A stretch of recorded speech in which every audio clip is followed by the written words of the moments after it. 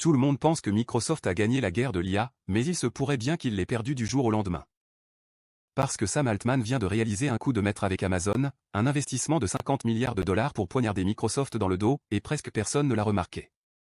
À première vue, cela ressemble à un autre gros contrat dans le domaine de l'IA. Mais, dissimulé à l'intérieur, se cache un changement qui marginalise Microsoft et supprime la seule clause qui permettait réellement de garder le contrôle. Et ça change tout. Car il ne s'agit plus seulement de construire une IA puissante. Il s'agit de savoir qui en est le propriétaire, qui le contrôle et qui est prêt à dépenser des milliards pour y parvenir. Au moment où la plupart des gens réaliseront ce qui vient de se passer, l'équilibre des pouvoirs aura peut-être déjà été rompu. Chapitre 1. La trahison des 50 milliards aux yeux du public, OpenAI apparaît comme l'une des plus grandes réussites de l'ère moderne. Une start-up de la Silicon Valley devenue une référence presque du jour au lendemain. Elle a créé des outils utilisés par des millions de personnes, a repoussé les limites de l'IA au-delà de toute attente et a inscrit le tout dans une mission au service de l'humanité. C'était une illusion. En réalité, OpenAI est un véritable désastre qui perd énormément d'argent. En 2024, son chiffre d'affaires prévisionnel était d'environ 3,7 milliards. Ses pertes ? 5 milliards. C'est comme acheter une compagnie aérienne de taille moyenne et y mettre le feu tous les 12 mois. Juste pour que les serveurs restent opérationnels. Ce n'est pas un modèle commercial durable ni performant. Ce n'est pas le signe d'une entreprise saine et stable. Et ce n'était pas un cas isolé. C'était une tendance. Au premier semestre 2025, les chiffres ont révélé qu'OpenAI perdait des sommes colossales, générant environ 4,3 milliards de dollars de revenus tout en enregistrant des pertes pouvant atteindre 13 milliards. Selon certaines estimations, les pertes totales de l'entreprise pourraient dépasser 140 milliards rien qu'entre 2024 et 2029. Mais ce n'est pas si surprenant. L'entraînement des modèles d'IA de pointe n'est pas bon marché. Il en va de même pour les salaires des chercheurs et informaticiens de renom, ou pour les coûts de construction et d'exploitation des centres de données. OpenAI dépense des sommes colossales à une vitesse vertigineuse. Son modèle économique repose entièrement sur l'idée de convaincre les investisseurs qu'un jour, d'une manière ou d'une autre, toutes ces pertes en vaudront la peine. Microsoft a adhéré à cette idée. Elle a investi des milliards dans OpenAI et s'est assuré ce qui semblait être un contrôle exclusif sur la start-up d'IA la plus précieuse de la planète. Le PDG de Microsoft, Satya Nadella, a même déclaré « Cela n'aurait aucune importance si OpenAI disparaissait demain. Nous avons les données, les droits de propriété intellectuelle et toutes les capacités. » Nadella pensait qu'à toutes fins utiles, il était propriétaire d'OpenAI. Il avait tort. En février 2026, Sam Altman a orchestré un énorme contrat d'infrastructure de 50 milliards de dollars avec Amazon. Ce faisant, il a effectivement mis fin aux droits exclusifs de Microsoft sur le cloud. Cela n'aurait pas dû se produire. Microsoft était censé être le seul acteur sérieux dans ce domaine. Microsoft Azure était censé être la plateforme par défaut pour la technologie d'OpenAI. Amazon était le rival. L'entreprise avec laquelle vous êtes en concurrence, et non avec laquelle vous vous associez. Il ne s'agissait pas simplement d'un nouvel accord avec un fournisseur ou d'une quelconque stratégie multipartenaire, c'était OpenAI qui trahissait ouvertement le géant technologique qui avait contribué à sa création. La question est, pourquoi ? Pourquoi Altman risquerait-il de s'attirer les foudres de Microsoft ? Pourquoi mettre en péril ce qui semblait être la relation la plus puissante du secteur ? Car l'accord avec Amazon ne se résumait pas à obtenir plus de serveurs et de ressources. C'était une arme, conçue pour une seule mission, vaincre un ennemi plus puissant, le gouvernement des États-Unis. Chapitre 2, le piège de la FTC. Pendant des années, il a semblé que le calcul allait être le plus grand défi auquel OpenAI aurait jamais à faire face. Mais le financement de Microsoft a confronté OpenAI à un autre problème, le droit de la concurrence. Pour les observateurs et les analystes, y compris ceux des autorités gouvernementales, comme la Federal Trade Commission, cela ne ressemblait pas à une simple prise de soutien entre deux entreprises. On aurait dit une fusion. Naturellement, Microsoft et OpenAI ne l'ont pas présenté ainsi. Mais les faits étaient clairs et évidents. Microsoft avait investi des milliards et obtenu les droits exclusifs sur son écosystème Azure. La technologie OpenAI était également de plus en plus intégrée dans la plupart des systèmes et applications de Microsoft, de Windows à Copilot, en passant par Office, GitHub et bien d'autres. OpenAI, de son côté, ressemblait moins à une organisation indépendante qu'à une filiale, dotée simplement de sa propre marque. La FTC l'a remarqué. D'autres marques technologiques ont fait de même. Google a même demandé au gouvernement d'enquêter et de faire capoter l'accord. Les critiques et les organismes de réglementation ont fait valoir que l'investissement massif de Microsoft et son contrôle exclusif du cloud sur la technologie d'OpenAI conférait à l'entreprise une influence excessive. Elle n'avait pas seulement investi dans une entreprise prometteuse. Elle avait acheté l'avenir. La FTC a donc commencé à enquêter sur les deux entreprises. Si l'on pouvait prouver qu'ils étaient effectivement entrés en fusion de facto ou que Microsoft avait acquis un monopole abusif sur le secteur de l'IA, cela pourrait contraindre les deux entreprises à se séparer. Microsoft pourrait y survivre. OpenAI pourrait ne pas le faire. Elle ne pouvait pas se permettre de prendre ce risque et devait trouver un moyen de se sortir de ce mauvais pas. Découvrez l'offre Amazon. En se tournant vers Amazon Web Services, AWS, OpenAI s'est doté d'une protection juridique de plusieurs milliards de dollars. Car désormais, si les enquêteurs de la FTC remettent en question les allégeances de l'entreprise ou affirment qu'elle entretient des relations trop amicales avec Microsoft, les avocats d'OpenAI peuvent simplement répondre « Comment pouvons-nous être une filiale de Microsoft alors que nous venons de signer un contrat de 50 milliards de dollars avec l'un de leurs plus grands concurrents ?» C'était une pièce de théâtre juridique parfaite. Au moment opportun. Parce que les affaires antitrust reposent sur la dépendance. Les autorités réglementaires se méfient beaucoup de toute entreprise qui semble dépendre entièrement ou exclusivement d'une autre pour sa survie. Mais en signant un accord avec un autre géant de la technologie, OpenAI a prouvé son indépendance. Problème résolu. Ou du moins, c'est l'impression que ça donnait. En réalité, cette histoire était bien plus complexe qu'il n'y paraissait. Échapper à la FTC n'était qu'un sous-produit opportun et bienvenu d'une machination plus profonde et plus obscure. La véritable raison pour laquelle OpenAI avait besoin de faire pression sur Microsoft était dissimulée dans un contrat juridique étrange signé des années auparavant. Un contrat qui contenait une bombe à retardement. Chapitre 3, la pilule empoisonnée de l'AGI. Pendant des années, OpenAI a affirmé au monde entier qu'elle travaillait à l'AGI, l'intelligence artificielle générale. Parfois appelé « modèle divin », ce stade correspond au moment où l'IA atteint, puis dépasse, l'intelligence humaine. D'après les experts, l'IA générale sera capable de penser, de raisonner et de s'adapter comme une personne réelle. Il permettra de résoudre des problèmes et de passer d'une tâche à l'autre, au lieu d'être préprogrammé avec une seule fonction ou un seul domaine d'activité spécifique en tête. En réalité, c'était la justification de tout ce qu'OpenAI avait avancé. Tout le financement, tout le battage médiatique, toutes les ressources. Tout cela aurait été présenté comme un projet au service de l'expérience sur l'intelligence artificielle générale. Et pour OpenAI, c'était la panacée parfaite. Il leur suffisait de convaincre les gens de leur faire confiance, d'ignorer les problèmes évidents, de leur confier leur argent et de croire qu'un jour ils construiraient quelque chose qui changerait le monde. Il y avait juste un petit problème. L'une d'elles, enfouie profondément dans le contrat liant OpenAI et Microsoft. On l'appelait le « déclencheur AGI ». En clair, Microsoft s'est vu accorder une licence apparemment perpétuelle sur la propriété intellectuelle d'OpenAI. Mais cette « licence perpétuelle » avait une limite stricte.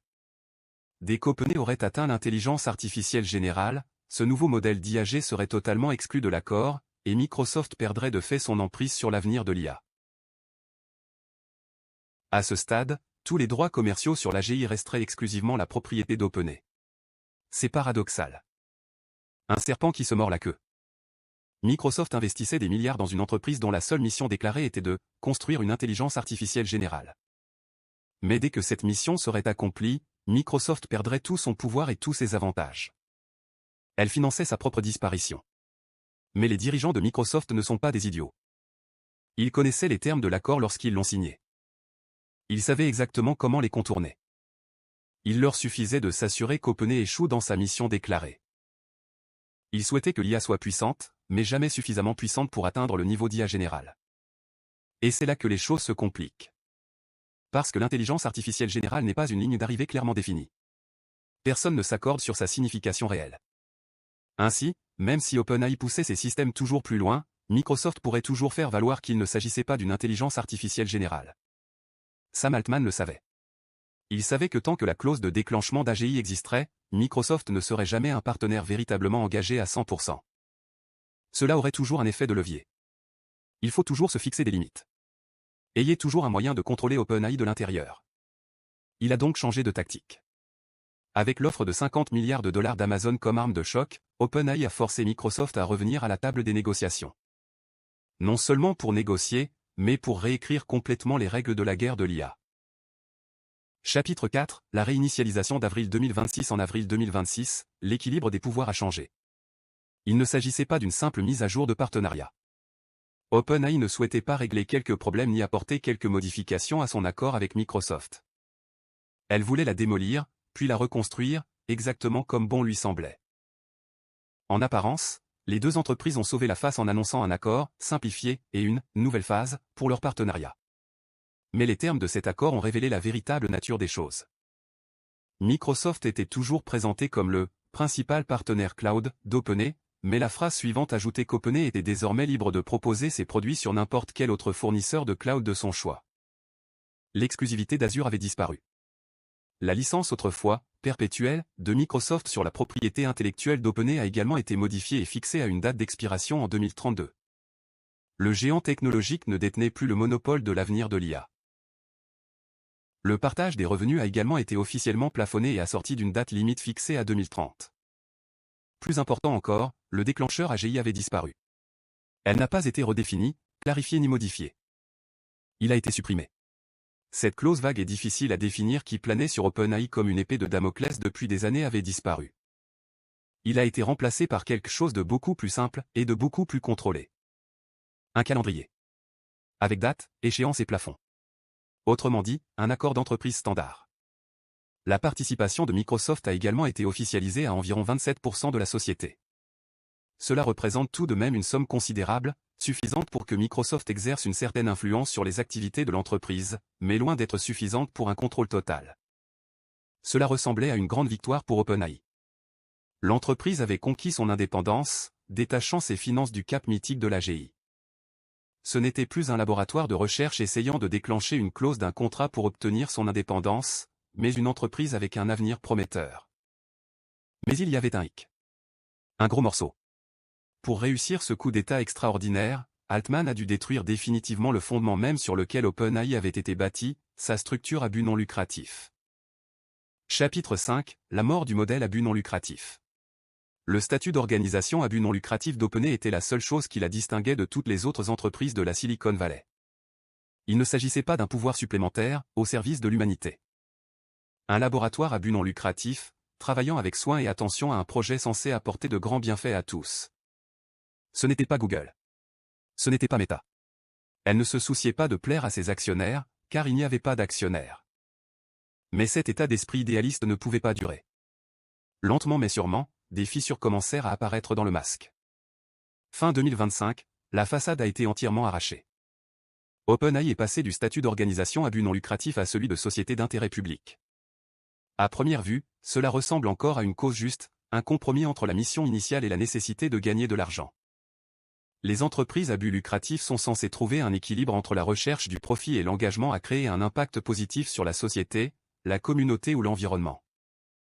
En réalité, les PBC servent toujours leurs investisseurs presque autant que n'importe quelle autre entité à but lucratif. De même qu'Altman allait par la suite briser et reconstruire son accord avec Microsoft, il a également détruit ce qu'était OpenAI, le reconstruisant en quelque chose de complètement différent. Les bases ont été posées en 2023. Le conseil d'administration initial de l'organisation, composé d'organismes à but non lucratif et qui avait brièvement limogé Altman, a été destitué et remplacé par des personnalités de la Silicon Valley et d'anciens responsables du Trésor. Les garde-fous de sécurité qui avaient été si essentiels à la mission globale de l'organisation ont été démantelés. Les systèmes qui avaient permis à OpenAI de maintenir ses progrès en adéquation avec son objectif d'aider l'humanité avaient disparu.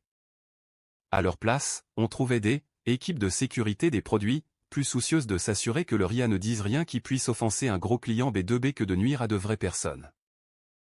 Les rouages de la machine OpenAI ont été remplacés un à un. Jusqu'à ce que quelque chose change fondamentalement. Ce qui avait commencé comme un système axé sur la recherche a commencé à ressembler à toute autre chose. Un moteur de profit. L'une d'entre elles se préparait à une introduction en bourse massive. Et elle était de plus en plus isolée de tout contrôle éthique significatif. À huis clos, Altman et les responsables de la recherche d'OpenAI avaient pris conscience d'une vérité technique terrifiante. Ils n'évoluaient pas vers l'IA générale, contrairement à leurs attentes initiales. Ils se dirigeaient vers un mur de briques. Chapitre 6, le mur de la mise à l'échelle. Pendant des années, l'industrie de l'IA s'est appuyée sur une croyance inébranlable en un principe connu sous le nom de « loi de la mise à l'échelle ». Si vous ajoutez plus de données et plus de puissance de calcul, vos modèles d'IA deviendront exponentiellement plus intelligents.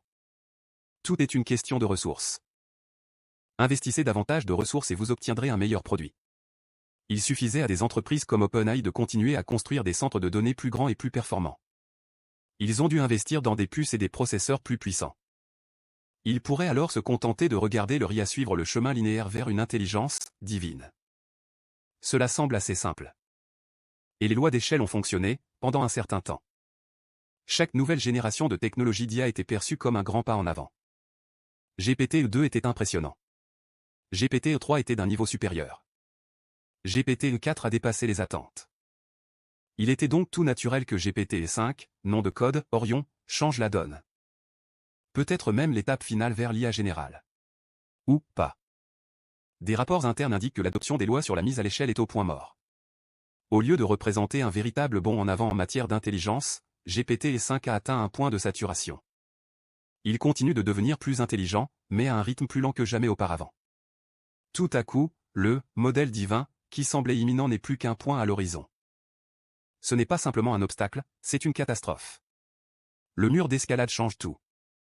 Il ne s'agit plus d'une situation où les entreprises peuvent investir massivement et voir leur IA devenir 2 fois plus intelligente du jour au lendemain. Aujourd'hui, ils dépensent des milliards pour des améliorations minimes. Et ça, c'est mauvais pour les affaires. Car n'oublions pas le taux de combustion. OpenAI est encore loin de dégager des bénéfices. Elle perd des milliards chaque année. Mais elle a toujours pu justifier cela en affirmant que l'IA générale finirait par arriver et tout régler. L'ensemble de la structure financière et des incitations à l'investissement de l'entreprise reposait sur ce principe. C'est pourquoi la suppression de la clause de déclenchement AGI du contrat Microsoft était si importante. Ce n'était pas qu'une simple astuce juridique. C'était un aveu tacite que l'AGI n'est qu'un mirage. Et si l'intelligence artificielle générale, IAG, n'est qu'un mirage, OpenAI n'est qu'une autre société de logiciels, qui ne parvient pas à générer de bénéfices et stagne rapidement. Alors, comment une entreprise de ce genre peut-elle justifier un taux de consommation de trésorerie de 5 milliards auprès de ses prochains investisseurs? Elle cesse de vendre de l'AGI et se met à vendre de l'IA de piètre qualité à la place. Chapitre 7, le pivot SaaS, vendre de l'IA de piètre qualité, découvrez le nouvel OpenAI. Ce n'est plus une vaillante organisation à but non lucratif poursuivant une superintelligence capable de transformer la civilisation, mais une entreprise du type Salesforce pour l'IA. Elle s'éloigne lentement mais sûrement de sa mission initiale pour se tourner vers quelque chose de beaucoup plus banal, les logiciels d'entreprise et l'automatisation des flux de travail en entreprise. Cela se produit sous nos yeux. Plutôt que de concentrer ses efforts exclusivement sur la prochaine évolution de la technologie GPT, OpenAI privilégie des projets alternatifs, comme le middleware, agentique, et les modèles de raisonnement, comme OIN, Strawberry. Il ne s'agit plus de tracer une voie vers l'épanouissement humain, mais de faciliter la vie des cadres intermédiaires. L'accent est désormais mis sur la production d'outils destinés aux cadres intermédiaires. Acheminement des pistes. Générer des textes marketing. Gestion des tickets d'assistance. OpenAI espère que ce changement lui permettra de récolter les fonds nécessaires pour satisfaire ses investisseurs. Mais ce plan comporte un problème majeur. Les chiffres ne collent pas. Les entreprises SaaS, software à service, traditionnelles, comme Salesforce et Adobe, fonctionnent avec des marges incroyables, dépassant souvent les 70%. Ils fabriquent un produit et le vendent quasiment indéfiniment, engrangeant ainsi des profits croissants à chaque nouveau client. Voilà pourquoi les investisseurs adorent le SaaS. C'est une mine d'or. Mais les tentatives d'OpenAI pour pénétrer ce secteur ne fonctionnent pas. Les modèles de raisonnement avancés coûtent beaucoup plus cher à exécuter que les logiciels classiques. Par exemple, OIN coûte environ 15 pour 1 million de jetons d'entrée. Cela peut paraître insignifiant au premier abord, mais en termes d'entreprise, cela représente un fardeau financier considérable. Les grandes entreprises comptant des centaines, voire des milliers d'employés, peuvent consommer des millions et des millions de jetons en une seule journée. Du coup, un assistant intelligent n'est plus un élément rentable de l'infrastructure technologique, mais un gouffre financier. Le SaaS traditionnel ne fonctionne pas ainsi. Microsoft ne facture pas les entreprises à chaque fois qu'elles ouvrent une nouvelle feuille de calcul dans Excel. Les logiciels CRM ne deviennent pas soudainement 2 fois plus chers simplement parce que les employés ont cliqué sur quelques boutons et généré quelques rapports. L'IA fonctionne différemment. Plus vous l'utilisez, plus cela devient cher. OpenAI tente désespérément de forcer les entreprises à intégrer des logiciels d'IA automatisés et hors de prix, qualifiés de « déchets informatiques », dans leur processus de travail afin de corriger ses propres problèmes économiques. Elle tente de vendre de l'or numérique au prix du plomb, espérant convaincre les gens que son agent IA, véritable gouffre financier, n'est qu'un logiciel très cher. Mais pour que ses marges soient rentables, elle doit réduire considérablement ses propres coûts d'exploitation. Il lui faut une puissance de calcul moins coûteuse, ce qui nous ramène au cheval de Troie d'Amazon et ses 50 milliards de dollars. Chapitre 8, le cheval de Troie d'Amazon. L'accord avec Amazon ne consistait pas seulement à échapper aux enquêtes de la FTC ou à se libérer des chaînes de Microsoft. Il s'agissait de matériel informatique. L'engagement de 50 milliards de dollars pris par Amazon envers OpenAI comprend notamment un accord pluriannuel autorisant la société d'IA à utiliser les puces Trainium d'AWS. Auparavant, OpenAI était otage de Nvidia. Elle a été contrainte d'utiliser les GPU H100 de Nvidia. C'est le matériel que tous les acteurs du secteur de l'IA souhaitent et dont ils ont besoin. Les puces qui constituent le cœur battant des centres de données d'IA. Ces GPU se sont révélés extrêmement efficaces pour l'entraînement et l'amélioration de l'IA. Ils sont également chers. Chacun d'eux peut coûter des dizaines de milliers de dollars. Et cela sans compter les dépenses supplémentaires liées à la construction du reste du serveur et à son fonctionnement. Les grands centres de formation coûtent des milliards de dollars. OpenAI paie depuis des années une taxe H100 sur chaque requête traitée, des sommes incalculables ayant ainsi été détournées vers les comptes de Nvidia et de Microsoft. L'accord avec Amazon offre une porte de sortie à OpenAI. Les puces Trainium ne sont pas nécessairement meilleures que les H100 de Nvidia, mais elles ont le potentiel d'être beaucoup moins chères. Jusqu'à 50% moins chères, selon les premières estimations. On dit également qu'ils consomment 40% d'énergie en moins. En optant pour les puces personnalisées d'Amazon, OpenAI espère pouvoir réduire considérablement le coût de ses jetons. Des jetons moins chers devraient permettre aux grandes entreprises clientes d'OpenAI de mieux accepter les solutions d'IA parfois hasardeuses de l'entreprise. Il pourrait même donner à l'entreprise une mince chance de réaliser des bénéfices avant que le plafond de revenus de 2030 ne soit atteint. Au nom du sauvetage de l'humanité et de la construction d'une utopie technologique, OpenAI a emprunté une voie très différente. Développement de logiciels sur des puces propriétaires d'Amazon. Exécution au sein des centres de données d'Amazon. Vente d'agents IA aux entreprises du classement Fortune 500. Ce n'est pas ce qu'avaient imaginé les fondateurs de l'entreprise il y a toutes ces années. Ceci n'est pas un phare de lumière en matière de logiciels libres. Ce n'est qu'un rouage de la machine AWS. Alors, où allons-nous à partir de maintenant? Chapitre 9, le grand réalignement de l'IA. La guerre du matériel est terminée. Malheureusement, l'humanité n'a pas gagné. En réalité, les vainqueurs sont les géants industriels qui possèdent les semi-conducteurs. Les entreprises qui ont l'argent et le pouvoir de faire tout ce qu'elles veulent et de s'en tirer toujours impunément. OpenAI a vendu du rêve au monde. Le rêve d'une IA divine qui guérirait le cancer, résoudrait la crise climatique et instaurerait un monde nouveau où chacun serait plus heureux, plus libre et plus épanoui. Ce rêve utopique est mort, remplacé par une réalité dystopique d'entreprise. Microsoft, Amazon et OpenAI ne sont pas en train de jeter les bases d'une ère de progrès humain plus prospère et créative. Ils sont en train de construire leur propre monopole B2B fermé et ridiculement coûteux. Union libre, qui existe désormais entre ces géants de la technologie garantit quasiment que l'avenir d'Internet sera inondé de déchets issus de l'IA d'entreprise. Des courriels automatisés, des rapports synthétiques et des flux de travail automatisés qui n'apportent aucun avantage réel aux personnes réelles. Ils ne font que rationaliser la machine capitaliste tout en érodant la valeur de la pensée et de la créativité humaine. Sam Altman n'a pas quitté Microsoft pour instaurer un monde meilleur. Il s'est affranchi de tout système afin que, lors de l'introduction en bourse à 1000 milliards de dollars, lui et ses actionnaires puissent gagner le maximum d'argent possible. Voici la triste réalité de l'IA aujourd'hui. Nous n'aurons pas d'AGI. Nous n'allons pas voir apparaître un dieu numérique qui résoudra tous les maux du monde et nous rendra tous plus heureux et en meilleure santé. Nous nous retrouvons avec une bureaucratie d'entreprise automatisée et inévitable. Et une fois ce raisonnement poussé jusqu'au bout, une question devient inévitable, que se passe-t-il lorsque l'argent cesse d'avoir du sens?